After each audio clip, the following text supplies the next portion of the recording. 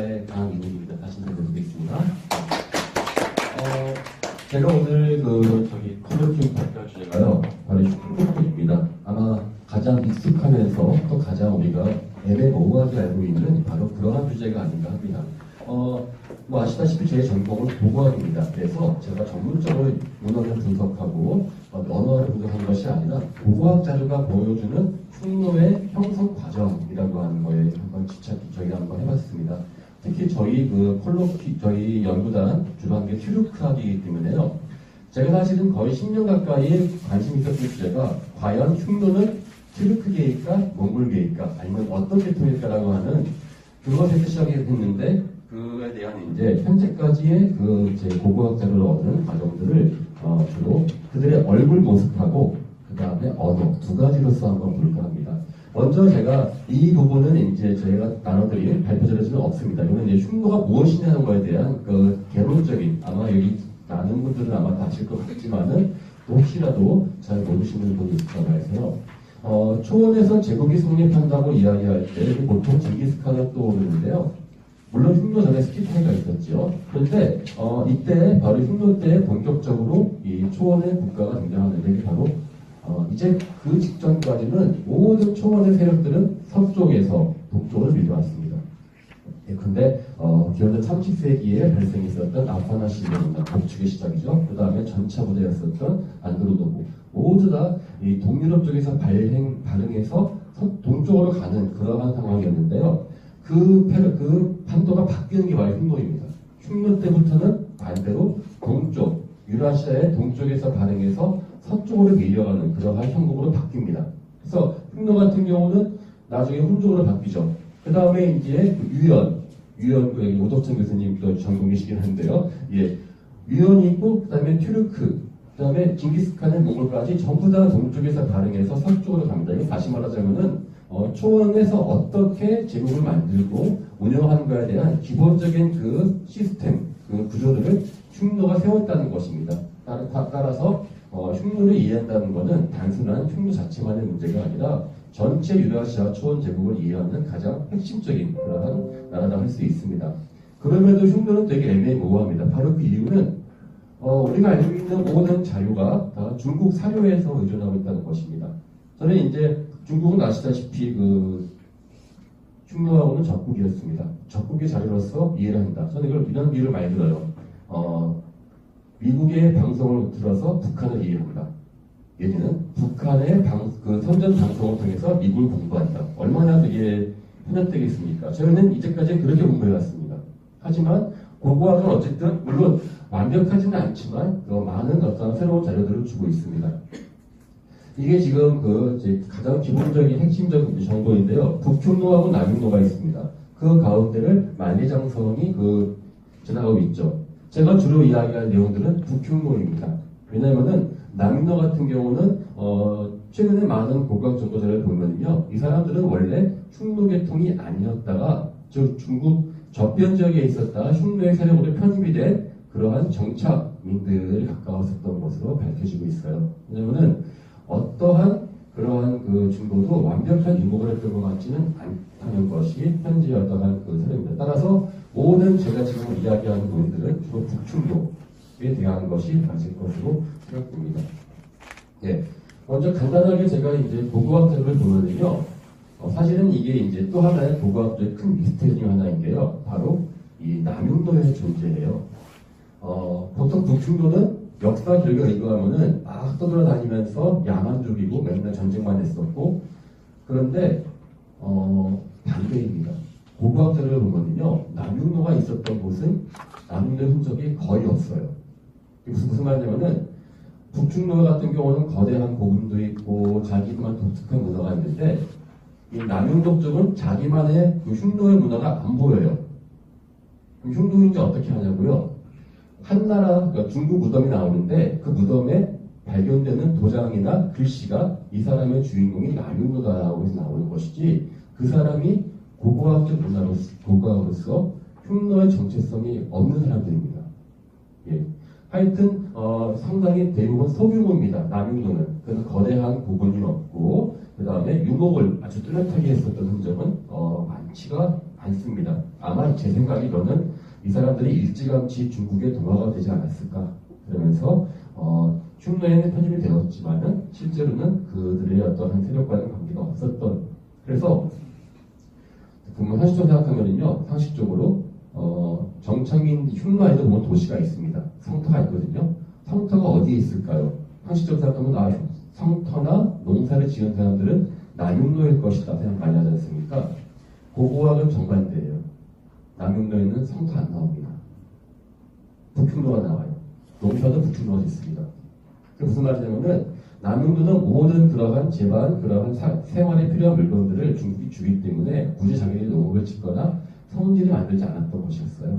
반면에 북흉노는 중국과의 물자 공급이 끊겼을 때 자신들만의 자율적으로 하기 위해서 아예 북흉노 안에다가는 각종 그 성터하고 농사를 지었던 것이죠. 즉 역사 기록이 정반대 상황을 보여주는 것이죠. 북흉노가 이제 가장 일반적인 고고학적 상황인데요. 이렇게 일반 이제 무사들의 그 무덤입니다. 그 무덤을 보면은 공통된 특징이 발달된 그러한 그 철기 그리고 무기를 많이 만들었었던 것으로 알려지고 있어요. 네. 그 다음에 이제 이 북흉노가 이 흉노라는 것이 이제 그럼 처음으로 고고학적으로 알려진 게요. 1920년대입니다. 이것이 그 러시아에서 이제 사실은 그 시베리아라는 독도도 되게 재미있는 게 모든 사람들은 이민자들의 그러한 그 사람들이죠. 흉노를 처음 발견한 사람은 러시아 국적인데요. 그 사람은 사실 러시아 사람이 아니라 폴란드 사람이었어요. 폴란드인이 그 시베리아로 와서 그 의사였는데 딸코 프린체비치라고 이 사람이 그때 발굴을 해요. 발굴해서 무덤이 나오죠. 그게 어디냐면은 현재 몽골과 러시아 국경에 있는 깍다라고 하는 도시입니다. 지금도 보면 철도가 지나가는 그 중요 도시인데 거기에서 발굴을 하자마자 이거는 흉노다라고 아주 쉽게 단정해버립니다. 이 사람은 중국말을 몰랐지만은 중국에 있는 사료들을 다 알고 있었거든요. 그게 왜 그러냐면은 아까 이야기했었던 그 카자흐 공화국 출신의 그 유대인 동방학자 있죠. 얀키 비추린이라는 사람이 그때 이미 다 러시아 말로 흉노에 대한 것을 번역을 했기 때문에 처음으로 흉노라는 것이 있다는 것을 발견합니다. 그 다음에 이게 이제 노르드라는 세계적인 명성을 얻었었던 그러한 그 유적인데 이거는 1920년대에 그 당시에 분광업자들이 이렇게 발굴을 이제 했어요. 근데 이제 거기서 마치 우물 파듯이 가운데로 쭉 들어가서 18m 된 데 들어가서 거기서 끄집어냅니다.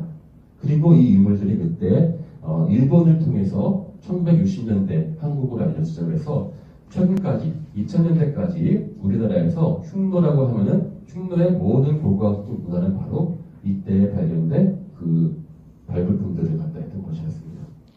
여기 보면 이렇게 그 우리도 보면은 사람이 이거 보이시죠? 위에 그 머리입니다. 여자들 가채 머리 있죠? 가채 머리. 그것이 아마 사람이 죽으면은 왜 머리를 잘라서 같이 넣지 않습니까? 그 풍습이 있었고요. 밑에 이거는 그 파경, 우리 보통 거울 이야기할 때 왜 서로 헤어지면은 파경이라고 하지 않습니까? 그 파경 풍습이 있어가지고 사람이 죽으면요 그 사람한테서 거울을 깨가지고 반쪽만 넣었었어요. 파경을 하는 풍습이 있습니다. 그래서 이게 제가 재미있는 게 유물사 조사해 보니까 대충 상상 가시죠? 죽은 이제 귀족들 떠나보낼 때 여보 저도 같이 가야지 하면서 퍽 깬단 말이죠. 근데 안 깨지면 민망하겠죠. 그래서 여기 구멍이 뚫려 있습니다. 이 구멍을 몇 개 내고 불에다 막 지져요. 준비됐니? 그다음에 여보 같이 갑시다. 팍 깨서 이제 넣는 그러한 풍습도 있고요. 오른쪽에 보이는 그 토기는요 중국 사람들이 만든 그런 중국제 토기입니다. 그래서 이 실제로 그 귀족들은 다 이렇게 유목을 했기 때문에 밑에 있는 그 생산을 담당하던 사람들은 바로 사방 다른 나라에서 스카웃을 해온 그러한 사람들이었습니다. 저는 한마디로 흉노는 하나의 민족이 아니라는 그러한 그것이 여기서 나오는 것이죠. 아까 말했던 것처럼 그 북흉노하고 남흉노의 차이는요 이렇게 간단하게 정리를 될 수 있는데 우리가 알고 있는 대부분의 고고학적 그리고 제가 지금 논의할 것은 북흉노를 말합니다. 남흉노는 실제로 그들만의 뚜렷한 문화가 없으나 중국의 계통의 사람들이 나중에 이제 흉노의 세력이 들어갔다가 다시 떨어져 나간 것으로 이렇게 볼 수 있겠죠. 예. 자, 이게 바로 아까 말한 그 전설의 고분, 노이둘라 고분입니다. 대형 고분이고요. 이 보다시피 이 옆에 그 길이 있고요. 그 안으로 깊이 들어갑니다. 깊이가 약 20m예요. 예. 현장 가보시면요. 현기증 올라올 정도로 높습니다. 이렇게 해서 이 도구를 막기 위해서 이렇게 흙을 쌓고 적석, 돌을 쌓고 하는 걸 반복을 해가지고 이렇게 쭉 쌓았습니다. 그래서 이게 이제 그 북흉노가 망하기 직전 기원 전후한 시기에 만들어졌던 유물이고요. 현재 이 보여주시는 바로 이 고분이 노이둘라 20호 고분이라고 해가지고요. 2006년도에 다시 발굴이 되었거든요. 자, 이따가 이 이야기는 또 이제 흉노의 얼굴 이야기할 때 다시 나올 것입니다. 예, 이제 본격적으로 제 이제 텍스트에도 있는 어떠한 그 흉노는 어떻게 생겼을까에 대해서 이야기 드릴까 합니다. 먼저 이제 우리가 볼 거면요, 우리가 이 유물을 보고 그 사람이 서양이다, 동양이다라 판단하는 것이 이게 상당히 좀 그 자의적이다라는 것부터 말씀을 드리고 싶어요. 예, 그런데 우리나라에서 또 서역인들이 있죠. 그 경주의 괴등이 있죠. 경주의 괴등의 사람이 소고대인이냐 어디냐 하는 논쟁을 보면 사실 저는 이렇게 생각합니다. 마치 영화배우, 서양 영화배우 갖다 놓고 이 사람이 프랑스인이냐 아이르랜드인이냐 그럼 어떻게 합니까? 우리끼리 만드는 거거든요. 그거는 이 사람의 1대1로 표현한 것이 아니라 그 사람으로 상징되는 그러한 그 여러 가지 이미지를 모아서 표현한 것입니다. 만약에 여러분들께서 영화를 찍는다 하면 난 지금 영화 찍으면서 1920년대 뭐 조선어를 연구하던 주시경 선생님을 내가 묘사하겠다. 그러면은 우리 머릿속에 떠오르는 이미지가 있습니다. 그분들의 것을 모아서 집보퉁이도 하나 띄워야 되고 검은색 두루마리 몇 가지 이미지가 있습니다. 그런 이미지들이 조합되는 것이죠. 지금 바라보는 이 얼굴도요. 특정한 사람을 묘사하는 것이 아니라 그 당시의 사람들을 대표하는 이미지들을 모아놓은 것입니다. 저는 거기를 통해서 이거는 특정한 사람의 모습이 아니라 그들이 상징하고자 했었던 그런 모습을 보여준다라고 하는, 물론 그거는 자세한 이제 고고학적 방법이긴 한데요. 그 부분은 생략하고요. 먼저 흉노 이전의 사람부터 이야기하겠습니다. 흉노는 기원전 4세기 때 등장해요. 그런데 그들이 본격적으로 세력을 펼치는 것은 기원전 3세기, 특히 이제 한나라 때, 2세기 때란 말입니다. 이 인물상은요, 지금 현재 미국 보스턴에서 소송되어 있는데요. 자, 볼까요? 머리를 옆으로 따았어요. 땄고, 눈도 되게 작고, 광대뼈가 튀어나오고 해서, 우리 요즘에 생각하는 아주 일반적인 뭐, 몽골이나 북방 중국에서 많이 보이는 그러한 이미지들이 다 모여 있습니다. 이것은, 중국 북방에 이미 기원전 13세기, 4세기 때부터 토착을 하던 그러한 그 인목민족들이 있었습니다. 상나라 때에는 귀방, 귀신 귀자, 귀방이라고도 이야기하고, 그, 주나라 때는 뭐, 주로 융이나 적으로 표현했거든요. 그래서, 근데, 융적이나 강족이라고 표현했었죠. 자, 바로 이게 아마 그러한, 원래 중국의 그 흉노가 오기 전에 있었던 그러한 사람들의 모습입니다. 뭐, 전형적인 우리가 소위 말하는 북방, 몽골로이드계라고 해도 크게 틀릴 것 같지는 않습니다. 자, 이게 어떻습니까? 왼쪽에 있는 사람은요, 지금 방금 보여드렸던 사진, 노이둘라 20호 부분에서 발견된 그 카페트, 양탄자에 새겨진 사람의 모습입니다. 예. 그리고 오른쪽에 있는 사람은 제가 지금 방금 보여드렸던 그 이전에 아마 기원전 4, 5세기 전에 살았었던 사람입니다. 한눈에 봐도 외모가 무척 다르다는 걸 알 수 있습니다. 그러니까는 제가 계속 강조하겠습니다만은 여기서 보여주는 것은 실제로 이제 인종적으로 바뀌었느냐 그 얘기는 또 나중에 하겠습니다는 그런 증거가 아니고요. 그들이 이상적으로 생각하는 사람들의 모습이 바뀌었다입니다. 이거는 엄밀히 말하면 우리 TV만 보면은 다 서구적 인고를 가지신 경우도 많잖아요. 그렇다고 우리 길거리에 있는 모든 분들이 서구적으로 된 건 아니지 않습니까? 예, 그거는 워너비의 모습이라는 것이죠. 그것이 흉노 때에 들어와서 이렇게 바뀌었습니다. 그런데 이분 딱 보면 생긴 게 약간 좀 나오나 같죠? 예, 이따가 보여드리겠습니다만. 근데 이 양탄자의 그 기원은 대부분 다 서역 페르시아 쪽에서 왔다는 것이 정설로 되어 있어요. 예. 이제 그러면 이제 그러면 뭐 수입품이겠네라고 간단하게 이야기할 수 있을 것 같아요. 하지만 그것이 간단하게 그렇게 해결되는 것은 아닙니다. 왜냐면은 이 사람이 타고 있는 이 말을 볼까요? 말 다리가 어때요? 좀 말이 좀 너무 상체는 멀쩡한데 하체는 좀 되게 좀 없어 보이지 않나요? 정말 짧아요, 다리가. 예, 이거는 서양에서 주로 타는 말이 아닙니다. 예.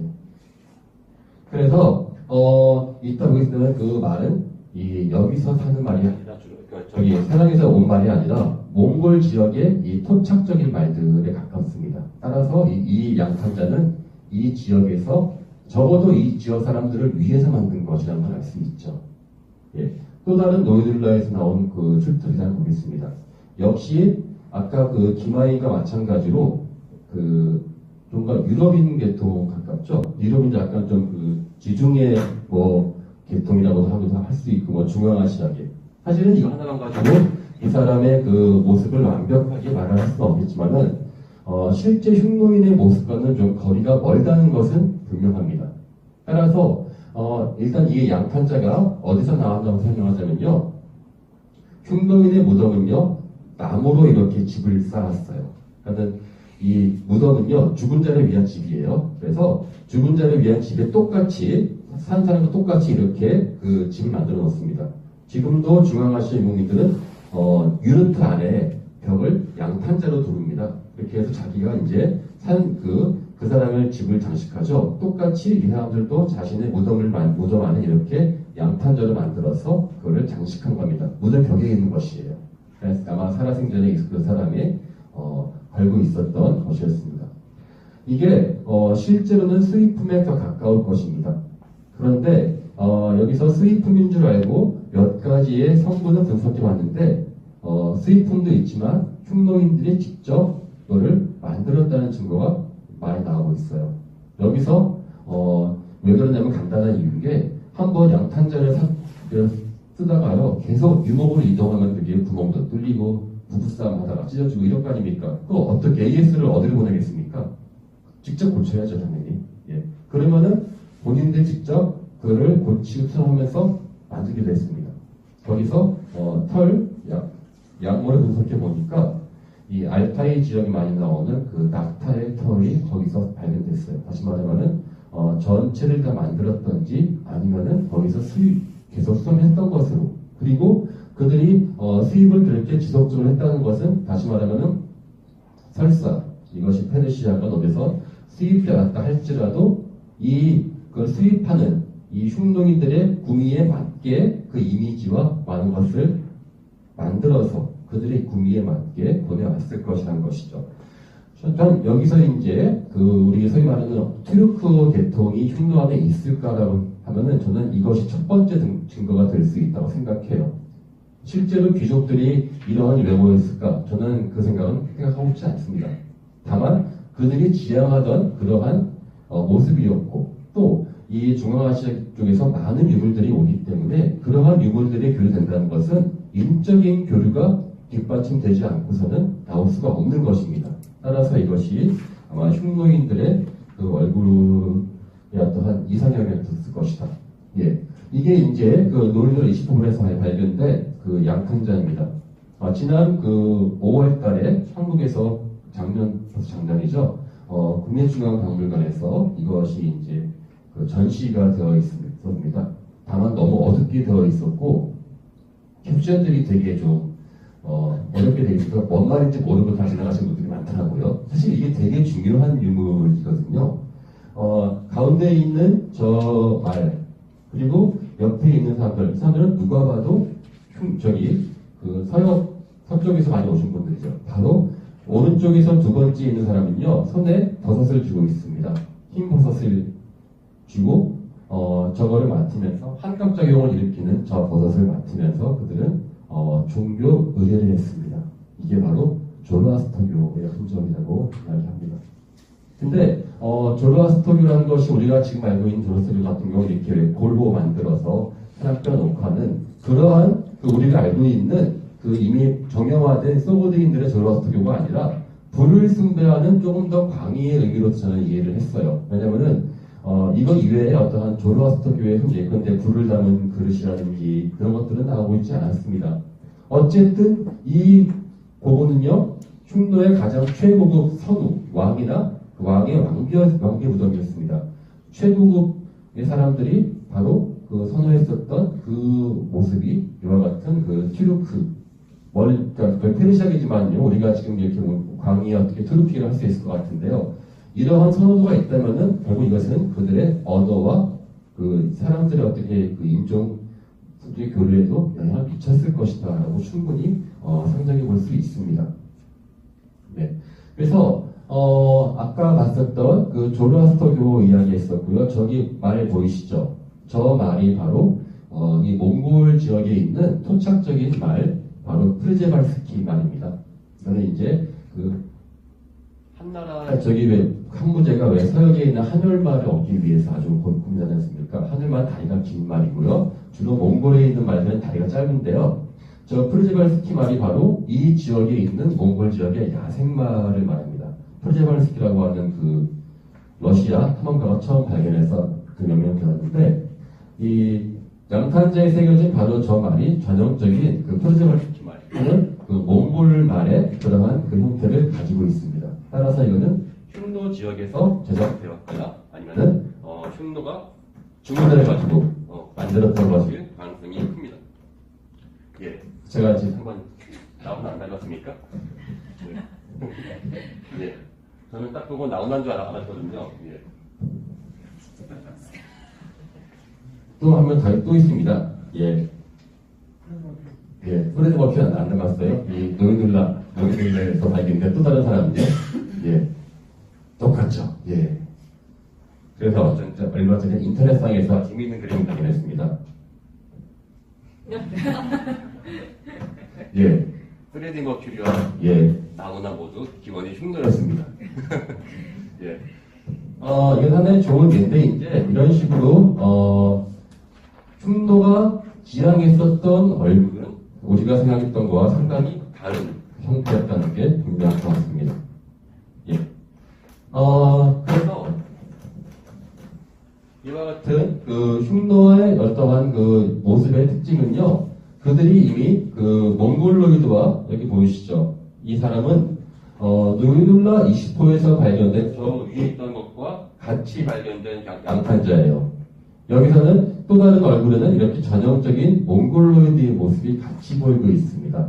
그래서 실제 발굴을 해보면요, 대부분의 인물들은요 몽골로이드가 나옵니다. 몽골로이드가. 그리고 흉노는 결국은 실제 형질적으로는 유럽인 계통의 비율이 높지는 않아요. 다만 높긴 높은데 그 지역은요, 여기서 발견되는 이러한 흉노의 고분 지역이 아니라 서쪽 알타이 쪽으로 가면은 갈수록 유럽인 비율이 높아지는데, 그 비율은 갑자기 온 것이 아니라 원래 이 중앙아시아에 토착을 하고 있었던 그런 서양인들의 비율이 많다는 것입니다.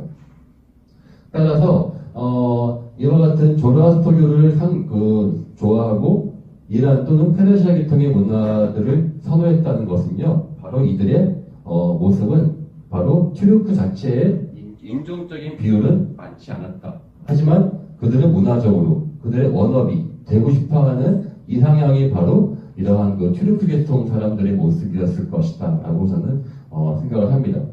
여기서 한 가지 더 중요한 저희가 잊지 말아야 될 것이 있습니다. 제가 지금 보여드린 모든 고분들은요, 흉노의 가장 최고급 왕, 선우죠, 선우의 선우와 선우 가족들의 최고위 귀족들의 무덤에서만 나오는 것입니다. 따라서 이것은 전체 흉노의 어떠한 모습으로 우리가 치환시켜서 보기는 어렵습니다.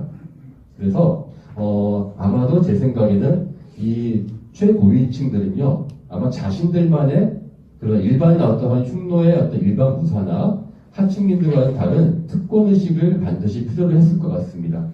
요즘에 영화, 드라마 스카이캐슬 유행한다고 하는데, 모든 부위층들은 자신들만의 특권의식을 가지고 싶어 합니다. 이들에게 어떠한 튀르크 문화라는 것은 그 기존의 토착적인 문화하고 상당히 일질적으로 자신들을 분리할 수 있었던, 그러니까 그 분리해서 볼 수 있었던 그러한 하나의 장치가 아니었을까라고 생각합니다. 또한 역사 기록을 보면요, 대부분의 선우는 그 어머님이 중국 사람입니다. 중국 사람.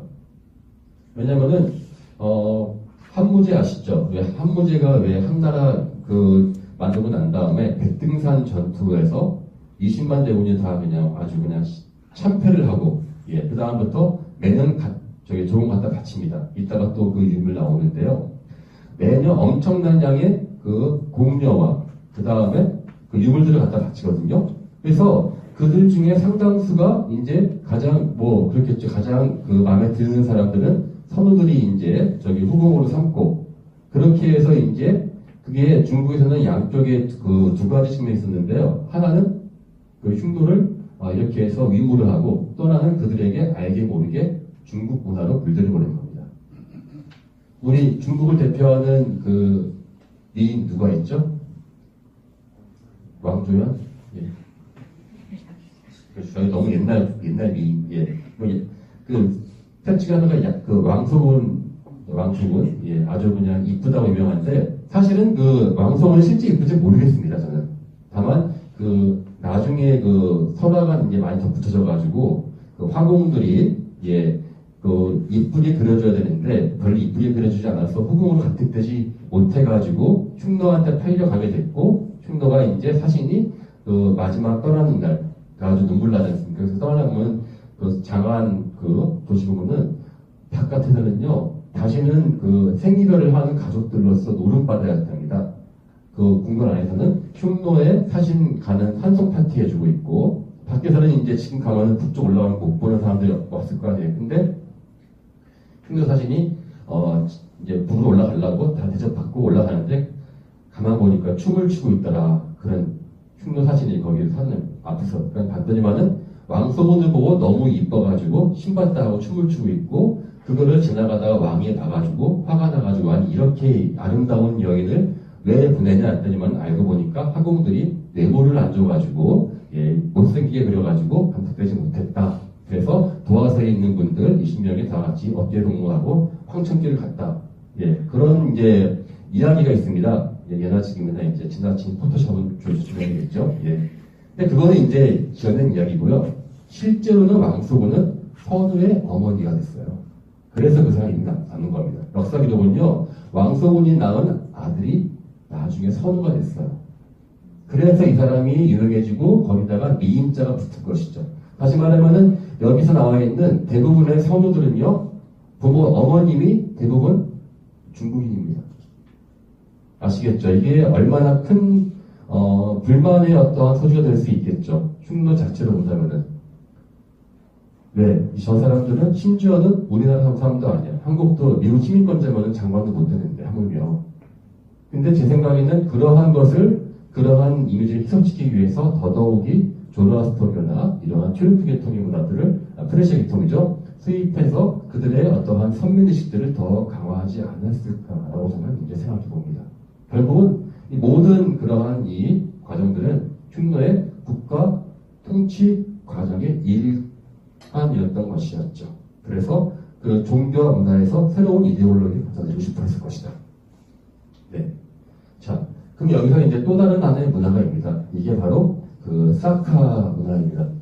오타는데요, 사카인인데 사키라는데요. 지금 이제 그 국립중앙박물관에서요, 그 카자흐스탄 여행하고 있는데 황금인간 얘기 많이 나오거든요. 이게 바로 그 사람들 사카족들입니다. 근데 그 사람들이 기원전 4세기경에 중국 북방으로 밀려들어와요. 그리고 이 사람들이 나중에 그 흉노의 그 가장 초기 세력의 어떠한 형성을 도와주는 것으로 저는 이해하고 있습니다. 그래서 아마 제 생각에 이와 같은 선민의식이 나오는 게, 그러니까 흉노 때 갑자기 이러한 계통의 문화를 흡수하려고 한 것이 아니라 이때 사카 시대 때부터 이미 그와 같은 서쪽에서부터 문화적인 네트워크가 형성이 되어 있는 상황이었을 것이다.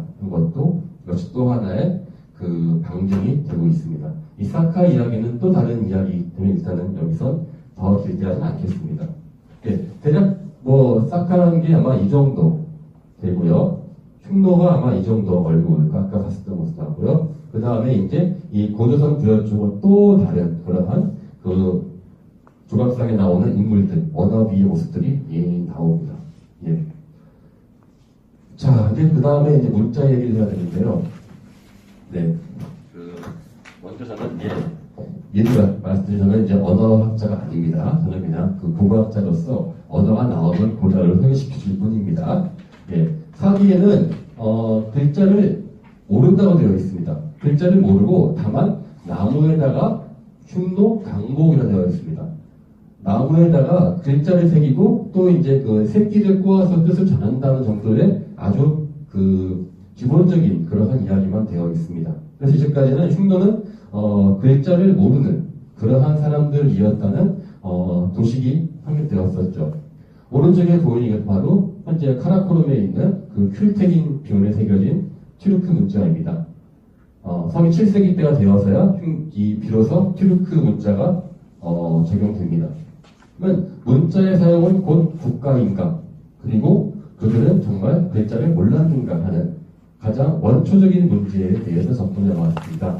제 결론은 결코 그렇지가 않다 합니다. 언어는 적어도 흉노는 4가지 정도 내지는 3가지 정도의 그 언어가 혼재되어 있을 가능성이 상당히 크다고 봅니다.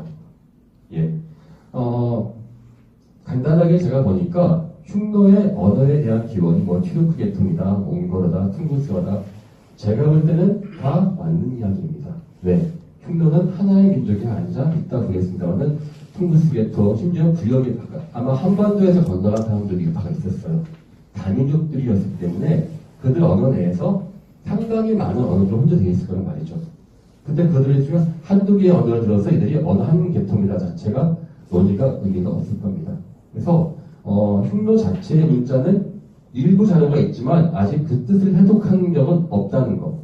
그리고 또한 흉노에서는 한자가 아주 많이 나왔습니다. 중국계 인물이기 때문에. 그래서 이거는 물론 한자를 실제 중국이 흉노가 썼을까?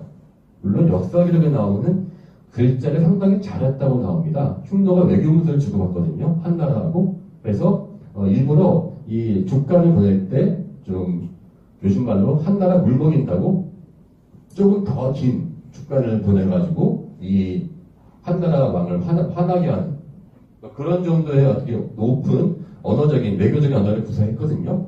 하지만 이것이 이제 모든 흉노인들이 썼다고는 할 수 없겠죠. 예. 먼저 보이는 이 글자는요, 아까 말한 카자흐스탄의 29분이라는 곳입니다. 혹시 그 국립중앙박물관에 지금 전시회 다녀오신 분 혹시 계십니까? 예. 보시면은 왜 가운데 황금이가 있으면요, 바로 옆에 아주 요만한, 참 주먹만도 안 한 작은 그릇이 하나 옆에 놓여 있습니다. 어느 누구 설명을 하고 있지 않아. 이게 왜 거기 옆에 있는지. 그게 바로 이 그릇입니다. 그릇이 나왔는데 거기에서 이와 같은 글자가 새겨진 것이 발견되었어요. 모두 26자가 이제 여기서 발견되었거든요. 그래서 총 2가지 버전의 해석이 나와 있는데 하여튼 튀르크어 하시는 분들은 이것이 튀르크 계통이 맞다라고 하는 거에는 의견이 없는 것 같더라고요. 그래서 여기가 우리 고향이고 먹을 것이 많으니까 이방인들은 웃음을 끌어라 뭐 이런 식의 어떤 선언적인 말이죠. 이거는 누가 우연히 발견된 것이 아니라 실제로 발굴품입니다. 누가 해도 분명합니다. 연대 또한 뚜렷해요. 기원전 4세기 때입니다. 그리고 사카의 알마티 근처에 있는 29분에서 그 유명한 곳이 나왔다는 것은 이거는 누가 봐도 이거는 언어가 있었다는 것을 분명히 실증해주는 자료가 되는 것이죠.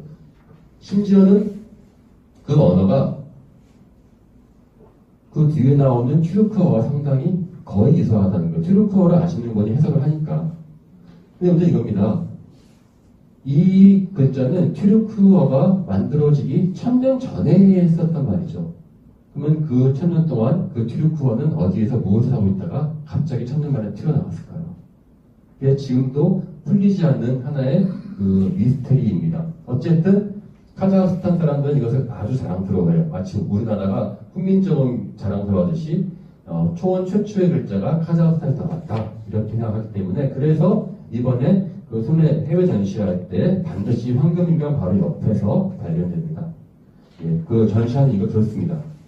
전시하면 좀 그런 배경들을 설명해 줘야 될 거 아닙니까? 그런 배경 설명이 없으니까 거기 왜 있는지 아무도 모르는 거예요. 첫 번째 포인트. 예. 자, 이거는 이제 그 왼쪽에 있는 것들은요, 또 다른 토기 편들에서 나오는 자료입니다. 그래서 혹시 이게, 하나만 이렇게 나왔다면은 우연히 내지는 어디선가 왔을 것이다 생각할 수 있을 것 같은데요. 그렇지 않더라고요. 토기도 그렇고요. 카자흐스탄의 사카 문화에서 그러한 그 글자들은 아주 많이 보이고 있다는 게 이제 밝혀졌습니다. 그래서 이게 분명히 저는 그 결론부터 말씀드리면요, 흉노 시대에도 이와 같은 트루크 문자가 저는 분명히 쓰여졌을 것으로 생각합니다. 그렇지 않고 천년을 또 갑자기 점프해서 나올 수 있을까 생각하고 있지는 않거든요. 예. 자, 또 하나의 그 트루크 겐트 문자가 또 있습니다. 몽골 서쪽이에요. 몽골 서쪽이 현재 알타이 지역이 있거든요. 그래서 이거는 찬드만이라고 하는 그 지역, 또는 뭐 울란고움이라고도 하는데, 이거는 그 파지릭 문화랑 비슷한, 그러니까 몽골도 서쪽으로 가면 갈수록 이 중앙아시아 쪽의 문화에 가깝죠. 거기에 톡이 이렇게 상당히, 그러니까 글자가 기호부터 한 개, 두 개 나오면 그냥 기호인 줄 아는데 하나의 문법을 잃었다고 의심이 될 정도로 글자가 많이 발견되었어요. 그래서 이거를 학자들이 트루크 학자가 그 필라시토른이라는 사람이 건강을 위해 마셔라라고 하는 그런 해석을 이제 내리셨습니다. 저는 잘 사실 이게 맞는지 안 맞는지 모르겠습니다만은 적어도 러시아 학계에서는 이러한 그 글자가 쓰였을 것이다라는 것을 뭐 기정사실을 하고 있고요. 연대는 보통 이 자체가 유적 자체가 기원전 한 5세기 정도에서 왔다 갔다 하는 유적입니다. 그때 이름이 나왔다는 것이죠. 이 안에 뭐가 들어가 있을까요? 토기 안에는 무엇을 마셨을까요? 건강을 위해서 마셨다. 아마 우유입니다. 우유 있죠? 우유 갖다 이렇게 해서 우유술 있죠? 왜냐면은 이 부분은 아닌데 다른 부분에서는요, 우유 발효시킬 때 젓는 그 스트로 있죠? 나무 스트로 같이 나왔어요. 그래서 이게 왜 페르시아에서는 그 하오마라고 하죠. 하오마. 그래서 왜 의식들 먹는 그 술 음료 있지 않습니까? 우유음료. 그래서 하오마를 이 안에 넣어서 먹었을 것이다. 라고 이제 추정들을 합니다. 예. 그러니까 거기에 쓰여졌었던 아마 그러한 그릇이었겠죠. 그렇다면은 만약에 그 말이 맞다면은 이 글자는 아마 특정한 계급들, 심지어 신관이라든지 아니면 제사를 주관하는 사람들만이 제한적으로 썼을 가능성이 있습니다. 예. 두 번째는 이제 탐가라고 하는 땀가라고 보통 이야기하죠. 이건 이제 아마 트루크 계통이 갔을 것 같은데요. 왜 우리 말이나 등승을 보면은 왜 우리 낙인 찍지 않습니까? 주인 표시한다고 엉덩이에다가 바로 이게 탐가거든요. 그래서 지금도 내 말이나 양이 도망가도 하늘에 봐도 내가 내 건지 아는 겁니다. 자기 집안의 기후와 엉덩이 있으니까.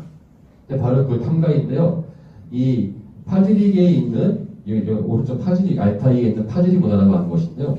여기도 보면 이렇게 다양한 기후가 있고요. 제가 이제 그 본문의 5페이지에 이제까지 발견된 탐가 기호들을 쭉 모아봤어요. 약 200개가 넘습니다. 200개가. 그러니까 이것이 저는 이제 막연한 기호일까 아니면은 이들이 글자일까. 사실 러시아 학자들은 이것이 아마 이 지역 흉노인들의 전통적인 글자였을 것이다라고 보시는 분들이 많습니다. 하지만 저는 아직까지는 그 확신은 들지 않습니다. 왜냐면은 글자로서 의미가 있으려면은 하나의 문법 체계를 추정할 수 있을 정도의 일련의 문장이 나와야 되는데 아직은 그게 안 나왔어요. 그러면 러시아 학자들은 어떻게 하냐면은 이거는 이제까지 발견된 것은 암각화나 이 마구에서 나온 것이지 실제 그들의 말은 나무 있죠. 나무에 기호를 새겼을 것이다. 그거는 지금 보통 썩어서 없어졌으니까 안 나오는 것이 아마 이 정도로 다양하게 있다는 것은 아마 그들이 실제로 커뮤니케이션을 했을 때 글자가 이용되었을 것이다 라고 추정을 합니다. 저는 아직은 반반 정도로만 보고 싶습니다.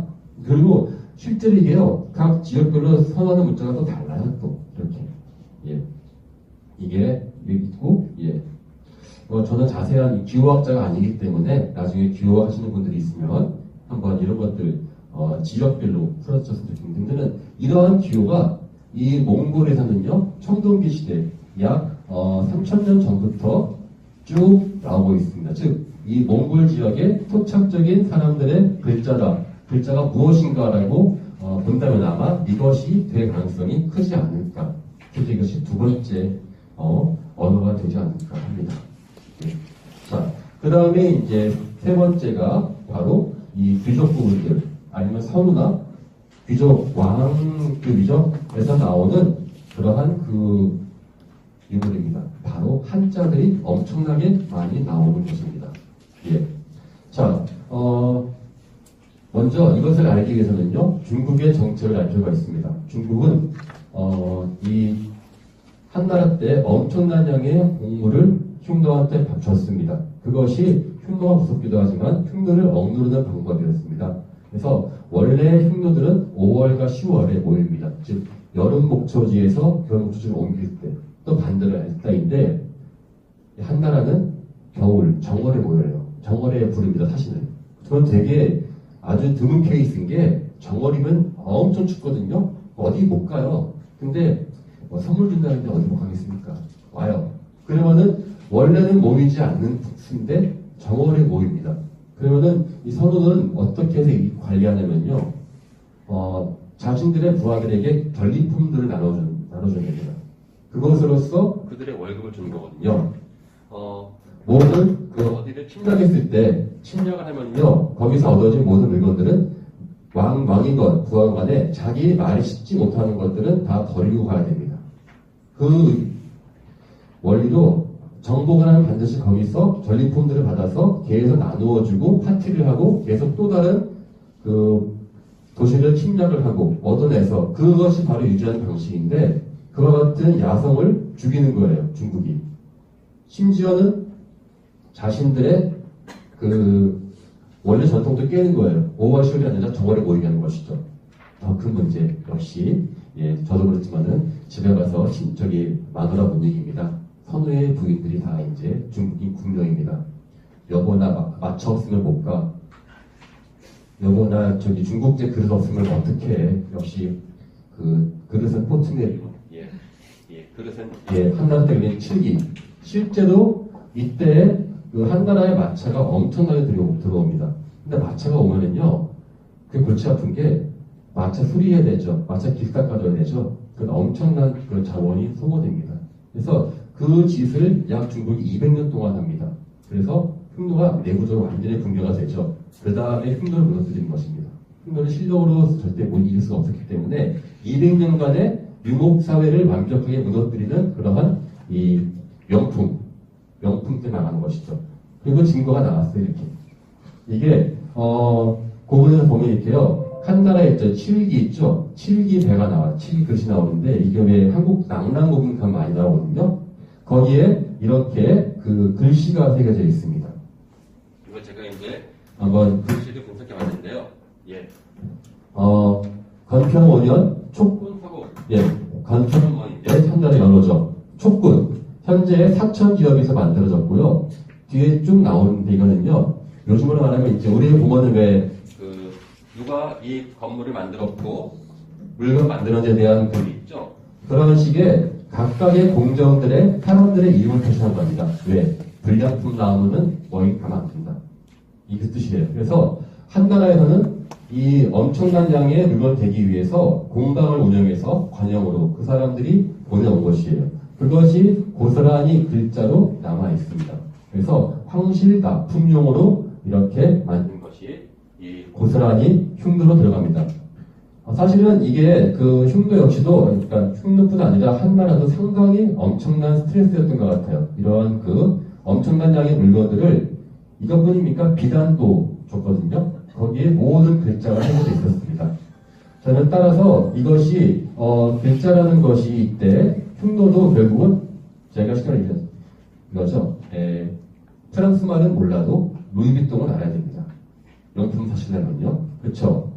한나라, 그러니까 한자라는 것을 흉노 자체가 이해하지 못하면은 그들이 지금 받은 이 물건이 명품인지 짝퉁인지는 구분할 수 있지 않아야 되겠습니까? 즉, 흉노가 중국에서 이와 같은 엄청난 물건을 받고 그들을 관리하기 위해서는 필연적으로 그 안에서도 한자를 상당 부분 이해할 수 있어야 된다라고 저는 생각합니다. 이렇게 해서 이 세 번째 글자가 이렇게 들어오는 것이지요. 예, 심지어는요, 예, 그게 이제 그 재밌는 게 대부분의 것을 이제 그 관공이죠. 저기, 황실 기용품이 왔는데요. 급할 때는요, 근처에 있는 그 민간인 업자한테 맡기는 적도 있어요.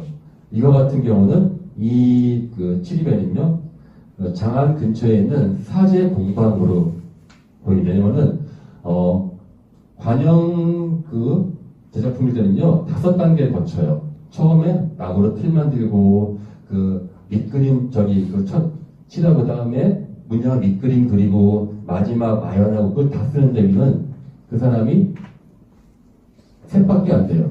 왕단경이 제작하고요. 화공이 누가 그리고 그 다음에 감독 검사했다.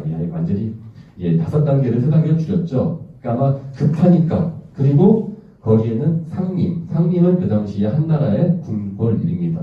급하게 궁궐로 납품을 했던 흔적이 있죠. 그러니까 이 모든 것을 아마 제 생각에는 흉노가 요구하지 않았나 합니다. 너희가 정말 나 주는 거 맞는 거냐 이런 식으로. 그러니까 이것이 결국은 글자의 하나의 흐름이 되었겠죠. 자, 또 다른 이제 재미있는 이야기를 할까 합니다. 사실은 그 유라시아 고고학에서 정말 큰 문제 중 하나가 이제 흉노하고 훈의 관계거든요. 흉노하고 훈족의 관계가 있냐 없냐 가지고 이야기하면 또 지금부터 한 3박 4일 해도 안 끝나거든요. 예. 근데 저는 결론부터 이야기하자 하면 관련이 있을 것 같습니다. 이데올로기나 기본적인 물질문화로서. 형들 같은 민족이냐? 민족이라는 말 자체는 의미가 없을 것 같아요. 왜냐면 이게 흉노 자체가 다민족인데 저는 관련이 있다고 보는 이거 바로 아까 봤었던 요 문양입니다. 이게 아마 탱글이 하늘을 뜻하는 그러한 그 기후로 생각하는데요. 이것이 여기로 이렇게 보입니다. 여기도 이게 손가락 뼈로 만든 그러한 그 주사인데요. 여기에도 이게 모두가 이제 귀족 부분에서 발견된 그러한 물건인데 그냥 발견된 장난감이 아니죠. 예. 그리고 보시면은 이 아까 봤던 그 중국의 그릇이죠. 거기 밑에 밑바닥에 선우가 아니면 선우와 같은 귀족이 만들었었던 자신의 사인이 있습니다. 바로 이 사인이 바로 이 탱글이 내지는 선우의 그 족속의 기호였을 것이다라고 봅니다. 그래서 이 기호가 사실은 그 아까 봤던 암각화라든지 다른 그 기호에도 공통적으로 보이고 있어요. 요거랑 한번 그 기호를 한번 좀 기억해 두시고요. 사실 이게 앞에 이미 나왔었거든요. 이렇게 많이 나왔습니다만은 어디 갔죠? 예, 여기 많이 나와 있는데요. 여기 다 이게 같은 계통 문양이죠. 예, 이것을 이거는 그 고트족들하고 훈족들의 그 무기입니다. 그 무기에 발견된 탐가가 대부분 흉노의 그 최고급 선우들이 썼었던 그 탐가와 거의 일치합니다. 이거는 다시 말하면은 그들이 혈연적으로는 어떤 관계인지 모르겠습니다만 적어도 스스로 자신들이 그러한 그 문양들을 적극적으로 받아들이고 자신들을 대표했다는 것은 분명합니다. 즉 자신들의 정통성을 이쪽으로 흉노로 바꿨다는 것은 아마 이러한 것을 통해서 충분히 증명될 수 있지 않나 합니다. 저는 이걸 이렇게 가끔씩 관련해서 우리나라도 그 이야기 많이 하죠. 신라하고 흉노하고 같은 이제 그 계통이냐. 아까 보셨죠? 나훈아하고 프레드먼도 닮았잖아요. 이게 증명됐습니다. 농담입니다. 예. 저 이렇게 비유하죠. 우리 이제 광화문에서 어떤 분은 시위할 때 태극기와 함께 이스라엘기 흔드시는 분들이 있습니다. 그분들을 모아서 DNA를 분석하면 그분들 피에서 유태인 피가 나올 리가 없겠죠. 예, 그거는 혈연적인 아이덴티티가 아닙니다. 그들의 그 종교와 물질 문화와 다양한 사회적 구성원을 나타내는 아이덴티티 때문에 그걸 우리가 자꾸 민족이냐 같은 핏줄이냐라고 말하는 것 자체가 지극히 정착민족 관점에서 보고 있지 않나 합니다. 아마 제 이야기는 앞으로 저희 그 연구소에서 계속 이야기할 퓨르프가 무엇이냐라고 하는 저는 거기에 대한 고고학적인 저는 이러한 답을 저는 내렸을 때는 혈연적인 것은 의미가 없고 대신에 물질 문화와 그들의 정체성, 그들의 워너비의 모습을 우리는 봐야 되지 않나 싶습니다. 우크라이나 하리코프에서도 발견됐는데요. 여기에서도 이제 흉노의 빛과 비슷한 그 지골, 손가락뼈에 아마 이것은 점 치는 도구였을 것입니다. 점. 예, 점을 치는데 여기에 나와 있는 기호가 역시 비슷하게 그렇게 유사하다는 것을 볼 수 있습니다. 예, 따라서 흉노하고 훈족에 대한 그러한 우리의 그 의미 없는 논쟁보다는 이와 같은 그 글자와 판가로서 그 단서를 얻을 수 있다는 점 또한 상당히 중요한 차이가 아닌가 합니다. 이렇게 적어도 3가지 또는 4가지까지의 어떠한 것이 그 흉노의 언어가 글자가 깃털이 나왔습니다. 다만 흉노 자체는 문법을 이루는 것이 안 나왔지만 아까 말했던 것처럼 사카 문화에서는 기원 이미 강목 문자 또는 그 튜르크 문자 계통이 이미 발견이 되었습니다. 그리고 기원전 4,4세기 때 이미 흉노는 한자를 도입하기 시작합니다.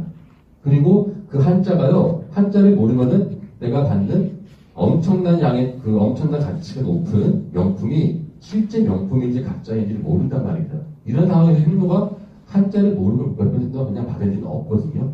따라서 이 2가지 문자가 존재했어. 그 다음에 그 자자 또는 아까 봤던 만자와 같은 그러한 탐가가 존재했었기 때문에 적어도 3가지 그리고 그밖에 암각화나 여러 가지 새겨졌었던 그 이전부터 몽골 지역에 존재했었던 초원인들의 글자가 있지 않았을까 합니다. 예. 아까도 얘기했지만 사카 계통의 사카의 29분의 문법책을 갖춘 글자가 이미 나왔다. 이것은 아마 제 생각에는 상당히 큰 의미 주지 않나 싶습니다. 전 그리고 2010년부터 논문부터 이미 제시했던 건데요. 저는 흉노의 형성을 사카 문화가 중국 북방 지역으로 유입된 것으로 저 찾고 있습니다. 기원전 4세기 때 이루어지는 상황이거든요. 그거는 제가 다른 카자흐스탄 전시회하고 그 도로를 만들 때 거기 논고에다가 소화를 시켰는데요. 저는 그것을 연결시켜 본다면 아마 앞으로는 반드시 나올 것으로 믿습니다. 하지만 나온다 그래도 저는 그들이 결코 한자 중국이나 다른 나라와 같이 그렇게 문자책을 발달시키지 않았을 것으로 봅니다. 저는 그걸 흉노가 한자를, 그러니까 글자를 몰랐다가 아니라 글자를 일부러 쓰지 않았다라고 저는 생각합니다. 왜냐면은 글자 체계를 도입시킬 경우는요, 그들에게는 그 선호가 갖고 있었던 기본적인 그 기득권을 다 포기해야 됩니다. 일부분 포기해야 되거든요. 그리고 아까 튜르크 계통 문자를 갖다 도입한다든지 한자를 도입할 경우, 한국 들었습니다. 당장 한국어 폐기하고 영어로만 쓰면 당장 미국 유학파들이 다 잡을 것입니다. 그러한 것은 결코 그들로서는 용납할 수 없는 길이 될 것입니다. 철저하게 그 유목민의 어떤 그 역설적으로 중국에서 엄청난 물건이 들어오고 그리고 네트워크가 강해졌기 때문에 그럴 때 있을 그들은 그 문자 체계를 철저하게 도입하지 않음으로써 물자는 받되 그 자신들의 초원의 유목국가의 체계는 흔들지 않는 아마 그러한 전략을 취했을 것이라고 충분히 예상해 볼 수 있습니다. 그래서 이 고트로크와 같은 그러한 문자 체계를 발달한 것은 제 생각에는 튜르크는 왜 그렇게 발달했는가? 일단 이미 사람들이 한자하고 튜르크 문자를 경전할 수 있는 정도의 국가 시스템의 노하우가 있었던 것이었고요. 흉노는 그때까지는 그와 같은 상황이 아니었던 것으로 생각합니다. 그래서 사실은 예컨대 실크로드 같은 경우도 그렇습니다. 실크로드 같은 경우도 중국에서 왜 진출하지 않습니까? 서역 각 도시에 보면은 엄청나게 많은 주간들과 그 주간을 관리하는 사람들로 너무나 고생들을 많이 하는 것을 쉽게 볼 수 있어요. 글자는 사실 과연 이게 초월에서는 결코 효율적인 취지가 아니었을 것입니다. 그리고 그러한 상황에서 이 사람들이 다만 지배 이데올로기와 그러한 선민의식을 최대한 유지할 수 있는 그러한 상황에서만 제한적으로 이 글자를 사용했을 것 같습니다. 또 하나 이제 만약 하나 이제 앞으로 이 사카 계통 내지는 튜르크 계통 문자에 대한 연구가 흉노에서 더 진행된다면은 그때는 우리가 본격적으로 흉노가 과연 튜르크 계통이냐 몽골이냐 아까 했지만은 저는 그거는 비율의 차이지 하나로 끝나면 절대 아닙니다. 저는 다만 어제까지는 튜르크 계통의 요소가 지나치게 무시되어 온 게 분명합니다. 왜냐면은 일단 흉노를 주로 연구하는 나라가 몽골이거든요. 몽골과 러시아 쪽이었기 때문에 그쪽에서는 그와 같은 튜르크 계통에 대한 문화에 대한 약간의 그 뭐랄까 경계를 하는 게 상당히 강하거든요. 그래서 그러한 것을 찾는 것은 좀 더 필요하지 않을까 합니다. 그다음에 간략하게 제가 이제 말한 김에 흉노가 그러면 또 무엇이냐? 흉노는 우리가 알고 있는 동아시아에 있는 대부분의 하면 다 있습니다. 첫 번째 이 자바이칼 지역 왼쪽은 자바이칼이면은 이제 현생 쿠리가 내지는 그러한 여러 가지 민족들이 있죠. 그 사람들도 흉노를 받습니다. 그래서 이거는 기본적인 물질 문화를 다스가 되는 상태에서 흉노의 세력에 편입됩니다. 자, 그 다음에 우리 퉁구스족이라고 보통 이야기하죠. 퉁구스 고아시아족 하는데요. 역시 들어갔습니다. 이 사람들이 보면은 퉁구스 왼쪽은 퉁구스 계통 이 토착민들이 흉노화된 것이고 오른쪽은 아마도 어떤 사람들은 실위족 계통이라고 보기도 하는데 하여튼 조금 더 흉노강에서 약간 서쪽에 있는 사람들이 흉노화되었다고입니다. 이거는 이제 그 선비 계통입니다. 이게 그 찰나에 돌아갔어요. 흑룡강 그 호름벌이라고 하죠. 호름벌 그 지역에서 선비 계통의 사람들이 이 흉노 문화를 만나서 이 선비족이 되는 그러한 것을 보여주는 그러한 과정입니다. 부여 계통도 있습니다. 이거는 부여로 편입된 흉노의 문화인데요. 지금 요령성 서풍에 있는 서차구라고 하는 민족인데요. 토기는 부여 계통이에요. 그런데 인물들은 전형적인 그러한 흉노 계통의 것으로 보고 있습니다. 아마 이들도 흉노의 어떠한 세력이 일정 정도 편입이 되었던 것으로 볼 수 있죠. 한반도 계통이 있을까요? 당연히 있습니다. 그거는 바로 온돌입니다. 온돌. 이제 엄밀히 말하면요, 한반도 북부하고 만주 일대, 특히 이제 옥저 지역이든 중앙강 일대하고 이 계통의 사람들인데요. 이 온돌들은요, 고구려 초기나 아니면 정말 옥저, 북한 지역에서 보이는 전형적인 쪽구들입니다. 이것이 흉노에서 발견되는데요. 이건 이제 복원해 놓은 것입니다. 보기 좋으시다고. 이거는 현재 그 부리아토 공화국이 있습니다. 그 바이칼의 울란우데인데요. 도시가 울란우데에 있는 그 이볼가라고 하는 흉노 성터가 발견되었는데 거기에서 50개 이상의 주거지가 발견되었는데 거기서 일렬로 줄을 쫙 세워 마치 뉴타운을 세웠다고 보시면 됩니다. 뉴타운을 세워가지고 이렇게 쪽구들이 일렬로 딱 건설되었습니다. 이건 한마디로 아까 말했던 것처럼 흉노가 자급자족하기 위해서 이 추운 동네에다가 성지를 건설한 것이에요. 성지를 건설하니까 그들이 자신들의 그 추운 데서 이기기 위해서 그럼 추운 데서 이기는 노하우는 누가 각자 갖고 있냐? 그거는 온돌을 만든 아마 예맥계통 사람들 것이다. 데리고 와라. 그래서 뉴타운 건설합니다. 근데 그러면은 사실 이게 되게 발달된 그 온돌 난방 시스템 아닙니까? 세계적으로도 유명하다고 저기 하는데 근데 이거는 더 이상 여기서 발달을 못해요. 흉노가 쓰고요. 그 다음부터 더 이상 온돌은 여기서 안 쓰여집니다. 다시 이 동네에 온돌 등장하는 거는요. 1000년 뒤입니다. 언제냐면은 발해 유민들이 거란족이 발해 멸망시키고 난 다음에 발해 유민들을 가장 멀리 있는 몽골로 쫓아버려요. 그러자 발해인들이 추워서 못 살게 됐다고 해서 거기서 온돌을 만듭니다. 왜 온돌이 이 온돌이 왜 실패했냐면요. 바로 산림자원 때문에 그렇습니다. 여기는 초원지대예요. 산림이 없어요. 한국도 왜 조선시대 말기 때 양반들 늘어나면서 모든 산이 벌거숭이 될 정도로 산림자원이 되게 소모가 심하지 않습니까? 이거는 한 지역에 유목한 게 아니기 때문에 한 지역에서 계속 산림자원을 끌어오기 때문에 이거는 적합하지 않은 모델이었던 것으로 생각합니다. 그건 또 다른 문제니까 말 나온 김에. 그래서 흉노를 보면 뭐 이렇습니다. 이게 이제 아마 이 하나 보시면 대충 이해될 것 같은데 사연이에요. 오른쪽으로는 부여고 예맥권이 있고 월지, 오선, 강거 아마 이 월지가 아마 제 생각에는 이 사카 문화 계통을 유입시켜 놓은 가장 그 원흉 내지는 원인이 되지 않을까 싶어요. 남은 건 당연히 이제 중국 계통이 되겠죠. 그 다음에 남부 시베리아 쪽은 시베리아 원주민들 계통 아마 지금으로 말하면 뭐 캡트나 쿠리간 한마디로 흉노의 기원은 이렇습니다. 흉노가 역사에 등장하는 순간 그들은 이미 거대한 다양한 집단을 가지고 연합한 민족들의 연맹이었습니다. 그리고 흉노의 기원을 말한다고 하면 저는 이렇게 말하겠습니다. 흉노의 기원은 당신이 보고 싶어하는 흉노의 시간과 공간적 그리고 그 흉노 사회 내에서 사회적 계급적인 상황을 말해달라. 저는 제가 아까 이야기했던 거는 전부 다 흉노의 귀족들, 최상층에 대한 이야기였습니다. 그리고 최상층은 실제 그들의 생긴 것과 그들이 영위에 있었던 물질 문화가 달랐습니다. 그것은 단순한 그들의 어떠한 그 민족적 계통의 문제가 아니라 이러한 다문화, 다민족 사회의 흉노가 어떻게 해서 그들의 헤게모니를 잃지 않고 주변과 자기의 어떠한 영향력을 유지할 수 있었을까에 대한 고심을 해서 만들어낸 그러한 사회 구조라고 저는 생각이 듭니다. 즉, 그 당시의 사회적 맥락과 그러한 그 여러 가지 그들이 처했던 다양한 환경들을 유라시아적 맥락에서 볼 때 기원, 아니 어쩌면 형성 과정이라고 하는 그러한 문화를 풀 수 있지 않을까 합니다.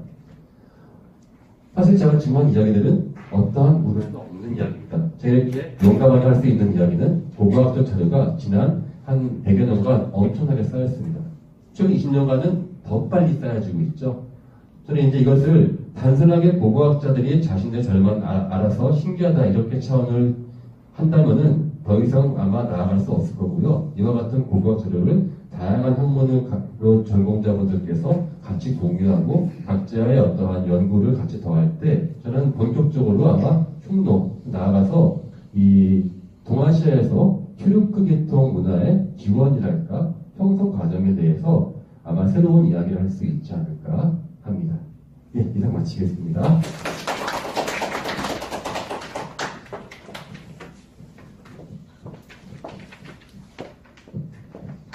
네, 오늘 사실은 1시간이라는 시간이 길지는 않았는데 굉장히 흉노에 대해서 저희가 지금까지 궁금했던 여러 가지를 잘 정리를 해주신 것 같아요. 굉장히 개인적으로도 그렇고 귀한 시간이었다고 생각이 듭니다. 여기에 이렇게 추운 날씨에 오신 여러 선생님들께서 궁금하신 게 이제 많으실 것 같아요. 우리가 시간이 많지는 않지만 좀 자유롭게 토론의 시간을 가져보도록 합니다. 먼저 질문이 있으시면 먼저 해주시고요. 그리고 답변하고 토론하고 이런 시간을 가지면 좋을 것 같습니다. 자, 어느 분이 먼저 시작해 주실까요?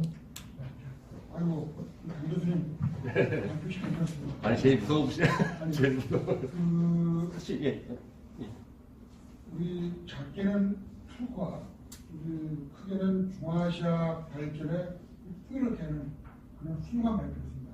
저도 처음 제가 접하는 것도 있고 중아시아에서 공부했습니다만 하나만 여쭤볼게요. 네. 사실 그 중아시아 고대사 연구 거기가 러시아 주가 되는데 저는 또 일본 학계 것도 무시를 못하거든요. 네. 네. 자, 이걸 여쭤보면 선생님 저기 의식문자 네. 여기에 대한 저는 사실 클라스토리 얘기하는데 이 얘기를 제가 알고 있어요. 그런데 일본 학계의 반응은 어떤지 그걸 여쭙고 싶어요. 일본 학교에서 하는 분들이 없지 않나요? 그래요. 예. 예, 저는 일단은 언어학자는 아니고 하기 때문에 모릅니다만 제가 흉노를 하면서 사실 고고학계에서는요 흉노를 하시는 분이 없습니다. 중국. 일본은 딱 5명 정도인데 가장 젊으신 분이 60대 중반이시거든요. 예. 아마 제 생각에는 이제 말씀드렸으면 만약에 있다면요 제가 굳이 이야기하지 않아도 한국에 있는 고고학자들 대부분은 모든 전 세계 고고학을 일본어로만 보시기 때문에 지인직에 소개를 하셨을 겁니다. 예. 아직 모릅니다. 예. 그러면 저도 지금 굉장히 궁금한 게 많은데 예. 저도 좀 질문을 드리고 싶습니다. 사실 저는 이제 오늘 강윤 교수님 발표를 들으면서 우리가 투르크의 정의를 어떻게 해야 되는가 다시 좀 원점으로 돌아가야 된다라는 생각이 들었습니다. 거기는 저는 왜 굉장히 혼란스러운 게 뭐냐면 저희가 생각하는 사실 투르크는 투르크의 원형이라는 거는 페르시아계가 아니라 몽골로이드였거든요. 이제 거기서부터 일단 출발해야 된다. 이게 첫 번째 질문이고요.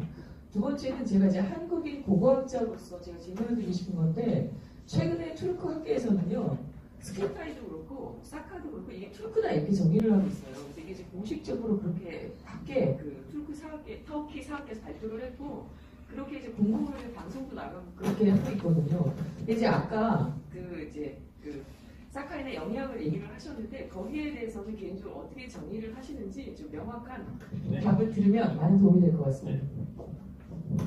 이렇지 않았습니다. 예. 사카에게 남은 3박 4일 동기였습니다. 예, 농담이고요. 제가 이제 딴 게 아니라 작년 한 3년 전부터 카자흐스탄의 황금 문화가 어떻게 동양으로 전파되었나 연구했는데요. 그 꽃갈모자 쓴 사카이 있지 않습니까? 그 사람들이 어디까지 나오냐면요. 놀랍게도 북경까지 나와요. 현재 중국 북경까지 나와요. 그리고 놀랍게도 신라 있죠. 경주에 기원전 2세기 때 고분에서도 그 사카인들의 동물장식이 나왔습니다. 경주 탑동이라고 해가지고 내가 올해 작년에 벌써 작년에 연초에 논문 몇 개를 발표했거든요. 아마 필요하시면 제가 PDF 다 올리겠습니다. 자세한 건 거기 보시면 될 것 같은데요. 한마디로 기원전 4세기를 전후로 해서 중앙아시아에서 동쪽으로 밀려오는 문화의 어떤 흐름은 상당히 강했던 것 같습니다. 예, 그래서는 아마 그 사카이의 정의는 바로 카자흐스탄을 중심으로 하는 스키타이는 보통 스키타이는 남부 시베리아 북쪽에 있거든요. 한국에서는 모든 걸 다 북방계, 초원계로 다 통칭했는데 저는 그걸 분리시켜야 된다 생각해요. 스키토 시베리아 계통은 북쪽이고 사카 계통은 중국 카자흐스탄 쪽인데 그럼 그들을 움직이는 도민이 무엇이냐? 그거는 저는 사실은 논문을 쓰지 않았는데 아마 그 페르시아의 그 아키메니드 왕조가 그때 등재되거든요. 그때 이제 결국은 그것이 큰 동인이 되었고 한마디로 그 다음에 알렉산더 원정이 있었고 그러니까 이게 약간 넓게 보면 쉽게 답이 나오더라고요. 그때 모든 게 다 엎어졌더라고요. 그리고 또 하나 월지족 아까 잠깐 얘기했던 말하는데 월지족 같은 경우는 그때 강 쪽으로 도망가는 상당히 미스테리한 사람들인데 저는 그 사람들도 지금 말한 기원전 4세기를 중심으로 일어나는 엄청난 문화적인 변동을 보면 쉽게 해석이 된다. 공교롭게도 흉노도 기원전 4세기 말에 처음 등장합니다.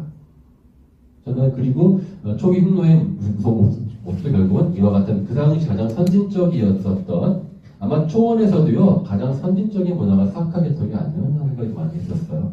그래서 그거는 이제 아마 후속작이 될 것 같습니다. 두 번째로 이제 흉노의 그 튀르크, 그러니까 터키 사람들은 아마 이것을 튀르크의 기원은 스키타이로 보고 있고 할 텐데요. 조금 더 있으면 더 올라갈 거예요. 예, 그 스키타이는 기원전 7, 8세기인데요. 아직 멀었습니다. 아마 제 생각에는 기원전 30세기로 올라갔다고 저는 말할 수 있을 것 같은데요. 왜 그러냐면은 조로아스터교 때문에 조로아스터교가 기원전 35세기 때 이 흔적이 나와요. 그러니까 불한 대화교가 그래서 지난 카자흐스탄의 나자르바예프 대통령이 그랬지 않습니까? 그 사카 넘어와가지고 목축 문화 자체의 기원이 계속 이어지기 때문에 그들로 올려야 될 것이다라고 얼마 전에 그 테제를 발표하죠. 위대한 초원의 7가지 측면인가 하는 그런 걸 발표하는데요. 저는 아마 그런 식의 저는 그것을 튀르크의 정의로 보시면 않습니다. 그건 튀르크의 형성 과정이고 저는 그걸 우리가 OX로 볼 것이 아니라 중요한 것은 나는 그들은 튀르크를 어떠한 관점에서 보는가 하는 문제인 것 같아요. 예컨대 우리도 마찬가지거든요. 한민족이 언제 형성되었냐는 말 하잖아요. 어떤 사람들은 그거를 고조선의 시작으로 보기도 합니다. 근데 고조선이 갑자기 나온 게 아니고 이전부터 사람들이 모여 있었다가 형성되지 않으면 나는 어디서부터 보냐에 따라서 그 관점이 바뀐다고 보기 때문에 저는 터키 사람들은 연대를 올리니까 너무 좀 오버한다. 그렇게 볼 필요는 없다고 생각합니다. 오히려 올리고 내리고 하는 그러한 과정 자체가 튀르크라는 것의 어떤 원형을 이해하는데 많은 도움이 되지 않을까 싶긴 하고요. 또한 저는 지나치게 전 튀르크라고 하는 것을 꼭 전에 얼마 전에 그랬거든요. 돌골 제국이 자꾸 모든 걸 맞춰보는 게 강했는데 꼭 그럴 필요는 없지 않나라는 걸 많이 합니다. 다만 그들을 그 원 튀르크가 됐던 그들이 프로토 튀르크가 됐든지 간에 그러한 가능성은 저는 인정하지만 그들을 곧바로 튀르크로 인정하는 경우는 상당히 개념의 혼란이 올 수밖에 없지 않을까